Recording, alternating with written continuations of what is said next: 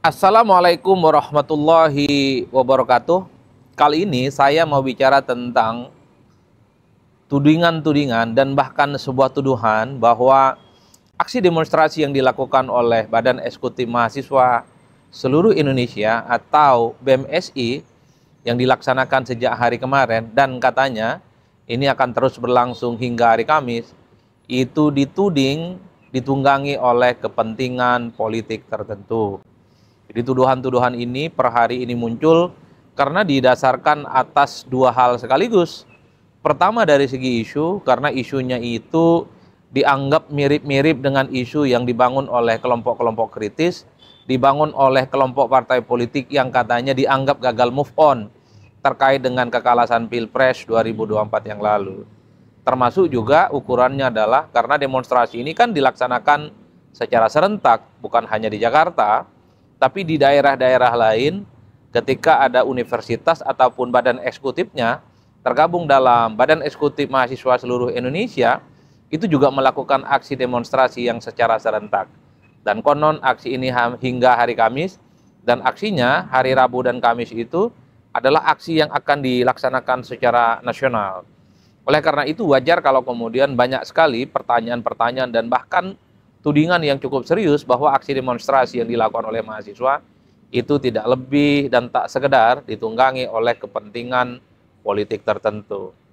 Tapi saya sebagai orang yang pernah agak sedikit lama, kurang lebih sekitar 8 tahun ya, jadi aktivis dan menjadi tukang demo yang tergabung dalam asosiasi Badan Eksekutif Mahasiswa, tuduhan-tuduhan aktivitas politik, tuduhan-tuduhan soal demonstrasi itu seringkali memang muncul dari pihak-pihak tertentu yang memang tidak suka melihat gerakan mahasiswa. Jangankan jumlahnya yang cukup banyak, jangankan jumlahnya ini yang terdistribusi cukup masif dan terjadi di berbagai tempat. Aksi demonstrasi yang jumlahnya puluhan orang, 50 orang, 60 orang, 100 orang, itu juga dituding bahwa ada cukong, ada pihak-pihak tertentu, ada politisi tertentu, ada partai tertentu yang kemudian dituduh sebagai biang kerok melakukan demonstrasi itu.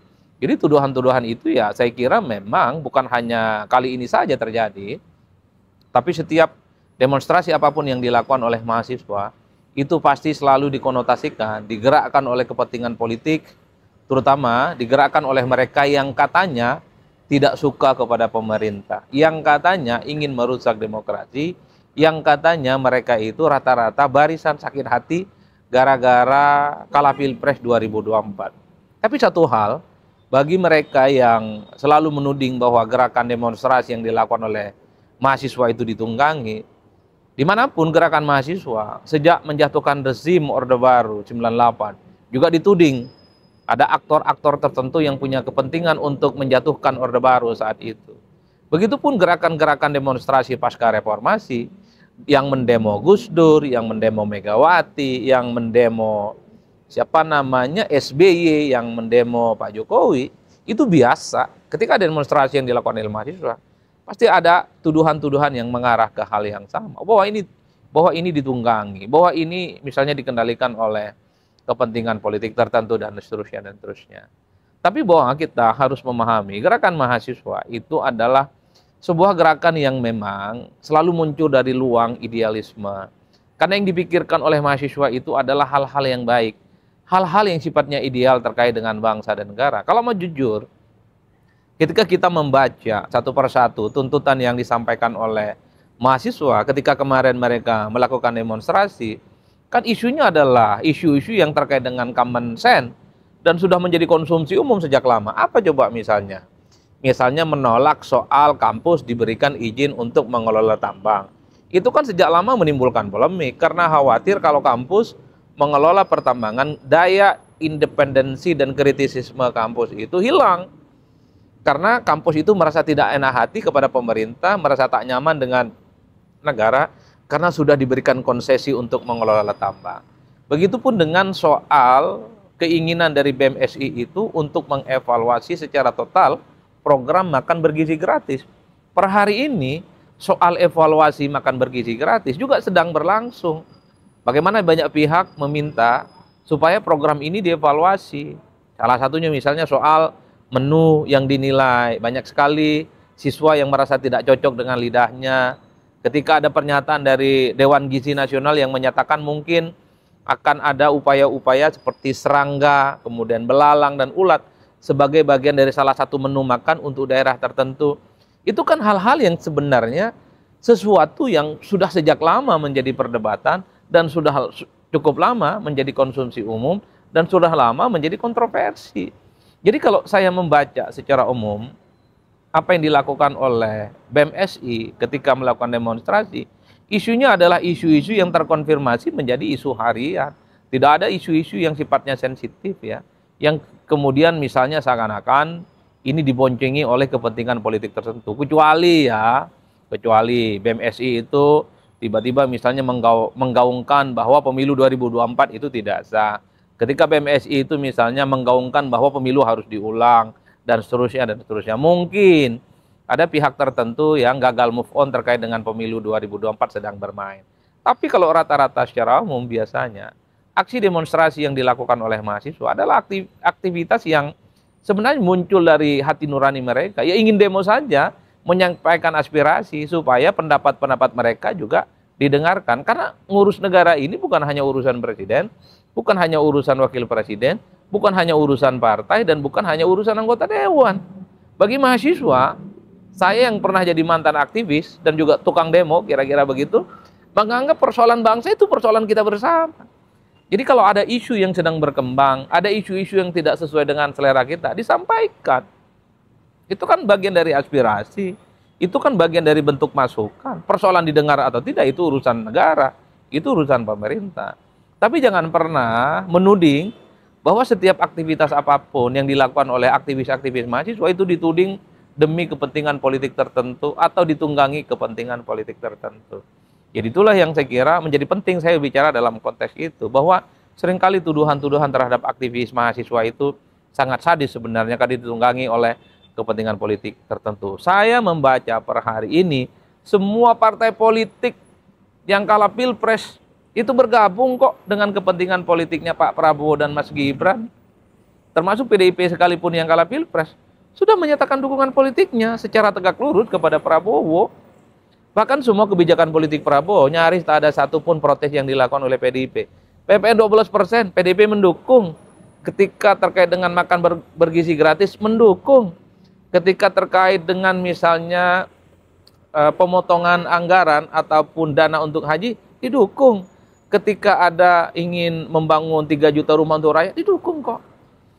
Jadi saya membayangkan pada hari ini, nyaris tak ada aktor-aktor politik apapun, termasuk partai, yang mencoba untuk merongrong dan berseberangan dengan pemerintah. Di situ saja tudingan bahwa demonstrasi yang dilakukan oleh BMSI ditunggangi sudah mentok.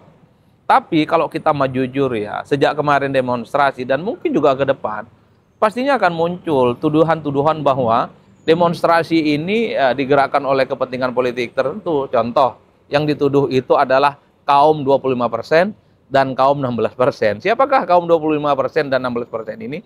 Adalah mereka yang terkonfirmasi sebagai pendukungnya Anies Baswedan di Pilpres dan terkonfirmasi sebagai pendukungnya Ganjar Pranowo di Pilpres. Anies di Pilpres itu dapat 25% dan kemudian Ganjar Pranowo itu dianggap sebagai dengan elektabilitas dan perolehan suara 16%.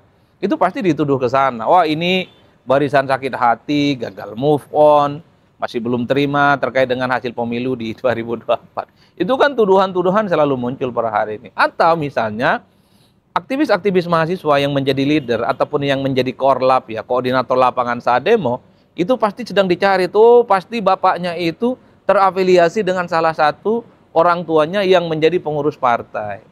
Terutama partai yang memang selama ini anti terhadap pemerintah. Pasti yang dicari itu adalah pentolan-pentolan demo yang diasosiasikan bahwa keluarga besarnya itu, di lingkungan keluarganya itu adalah mereka yang terkonfirmasi sebagai politisi-politisi yang selama ini misalnya kalah dengan Pilpres. Pasti itu yang dicari-cari. Itulah yang saya sebutkan. Pihak-pihak yang kemudian menuding itu seringkali jam terbangnya agak kurang. Kalau pengalaman saya menjadi aktivis ya, setiap demonstrasi yang dilakukan oleh mahasiswa, kenapa itu kelihatan masif, kelihatan banyak, dan kelihatan militan? Karena yang mereka perjuangkan adalah nilai Yang mereka perjuangkan itu adalah bagaimana substansi, yaitu demokrasi, yaitu ekonomi, penegakan hukum, dan seterusnya, dan seterusnya. Dan kenapa setiap demonstrasi yang dilakukan oleh mahasiswa itu tidak terkesan ada takut-takutnya mereka, takut ditangkap, takut diintimidasi.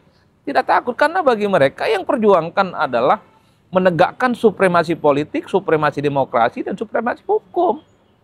Kecuali kalau melihat ada mahasiswa yang demonstrasi takut, pasti mungkin ya dia sedang memperjuangkan kelompok kepentingan tertentu. Tapi kalau ada mahasiswa, nggak ada takut-takutnya, demonya militan, demonya solid, itu rata-rata perjuangannya memang lillahi ta'ala. Bahwa dia berdemo itu bagian dari jihad. Bahwa dia berdemo bagian dari menyampaikan aspirasi-aspirasi kepentingan mereka.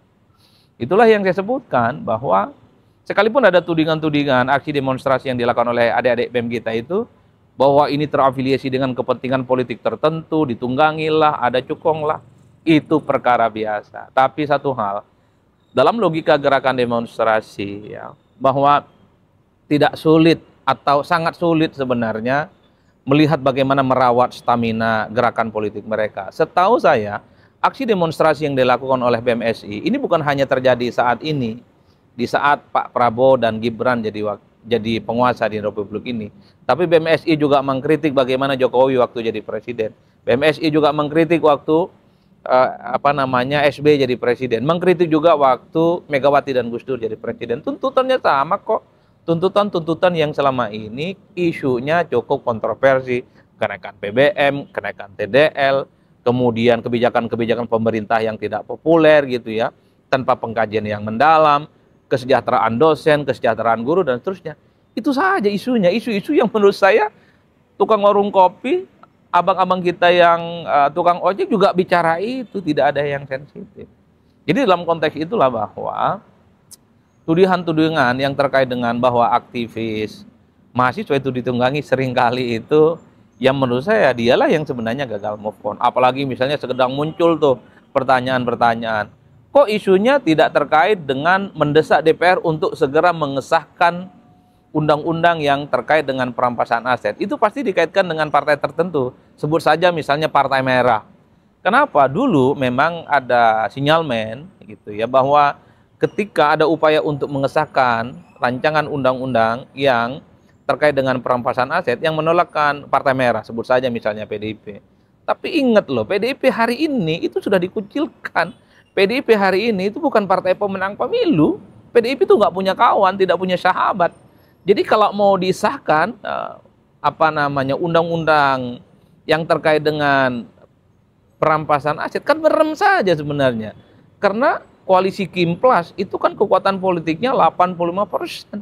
Merem saja, hari ini saja bisa ketok palu itu soal undang-undang perampasan aset para koruptor. Itu yang saya kira menjadi penting ya dalam sebuah diskursus membaca gerakan mahasiswa. Tapi ala kulli hal ya, di atas segala-galanya, kalaupun toh ada penunggang-penunggang yang mencoba untuk menggerakkan mahasiswa dalam melakukan aksi demonstrasi, memang apa salahnya? Sepanjang penunggang-penunggang itu memberikan kontribusi bagaimana perjuangan mahasiswa itu kembali ke jalan yang benar, bagaimana perjuangan mahasiswa itu adalah memperjuangkan idealisme, memperjuangkan nilai-nilai yang substantif, yang baik untuk politik, untuk ekonomi, dan hukum kita. Saya dulu kalau disebut ditunggangin selalu mengatakan, memang kenapa kalau saya ditunggangi? Yang penting yang nunggangi itu sama visi misinya, sama kepentingannya apa? Supaya Indonesia itu semakin baik-baik saja. Itulah yang saya kira untuk adik-adik mahasiswa yang sedang demonstrasi. Kalau hari ini dan besok dan seterusnya, aksi demonstrasinya itu dicibir, aksi demonstrasinya itu kemudian misalnya ya dituduh, itu ditunggangi, itu anggap biasa-biasa saja. Bagian dari bumbu-bumbu perjuangan menjadi seorang aktivis. Jadi di situ konteksnya. Yang paling penting siapapun yang punya visi dan kepentingan yang sama bisa bergerak bersama. Yang penting Indonesia sehat, Indonesia hebat, dan tentu menjadi Indonesia emas. Tapi sebisa mungkin juga kalau memang ada aktor-aktor politik yang mencoba untuk menunggangi adik-adik mahasiswa, hindari. Hindari dalam konteks supaya tidak digerakkan untuk kepentingan politik mereka. Karena agak sedikit parsial dan mengerikan kalau ada aktor-aktor politik yang mencoba untuk bermain dan menggunakan kepentingan mereka dengan cara menggerakkan mahasiswa. Karena Inilah yang kemudian dia khawatirkan, bahwa demonstrasi dan aktivis mahasiswa itu justru gerakan-gerakannya tak lagi murni, gerakan-gerakannya tidak lagi berdasarkan atas idealisme, tapi gerakan-gerakan yang memang disetir dan dikendalikan oleh kepentingan-kepentingan tertentu. Setahu saya, setiap aktivis, setiap aksi demonstrasi mahasiswa adalah berdasarkan etos idealisme, gagasan-gagasan yang memang untuk berkontribusi penting untuk bangsa dan bernegara. Dan setiap protes dan demonstrasi yang dilakukan oleh mahasiswa bukan untuk kepentingan politik tertentu, bukan untuk kepentingan elit siapapun. Yang mereka pikirkan adalah bagaimana Indonesia itu semakin hebat, semakin mantap, dan semakin bermartabat.